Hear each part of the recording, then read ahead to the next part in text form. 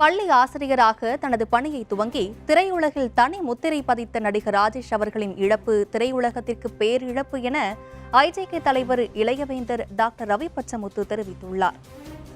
இது தொடர்பாக டாக்டர் ரவி பச்சமுத்து வெளியிட்டுள்ள இரங்கல் செய்தியில், திரைப்பட படப்பிடிப்பிற்காக தனி ஒரு கட்டடம் கட்டிய முதல் நடிகர், மிகச்சிறந்த பேச்சாளர், எழுத்தாளர் என்ற சிறப்புகள் மட்டுமல்லாது இவரின் தமிழ் உச்சரிப்பு மிகச்சிறப்பாக இருக்கும் என புகழாரம் சூட்டியுள்ளார். திரைக்கதையில் நாயகனாகவும் குணச்சித்திர பாத்திரங்களிலும் மிகச்சிறப்பாக தனது தனித்திறமையை வெளிப்படுத்தி 47 ஆண்டுகளாக சினிமாவில் பயணித்து வந்த அண்ணன் ராஜேஷ் அவர்களின் இழப்பு திரையுலகிற்கு ஈடு செய்ய முடியாத பேரிழப்பாகும் என வருத்தம் தெரிவித்துள்ளார்.